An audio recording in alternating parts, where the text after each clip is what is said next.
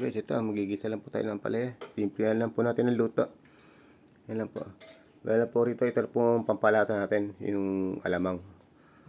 Eh, nagisa na po na yan, nagisa na po yan. Ito po gagamitan natin pang gisa. Kamatis, sibuyas, bawang. Yan lang po gagamitin natin. Simple lang po yan. Ang guys, ito, magsimulan na tayo mag yung bawang, sibuyas. Yan. Yan po natin yung kamatis. Ito na po natin. Simple lang po itong gawin natin luto. Ayan na, tika na naman ako. Dito.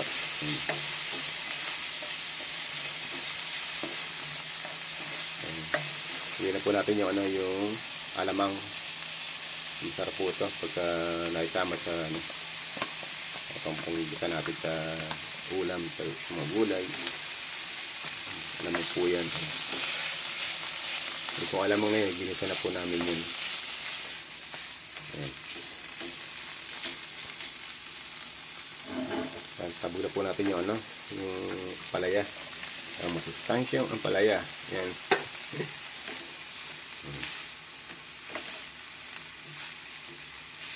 Dali lang po lutuin yan. Kaya po kaya para madali tayo makakain. Simple na po yan.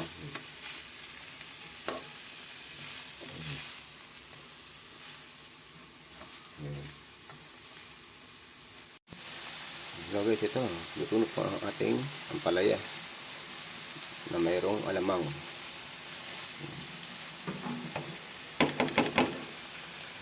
Sarap po yan. Kain po tayo. Salamat po.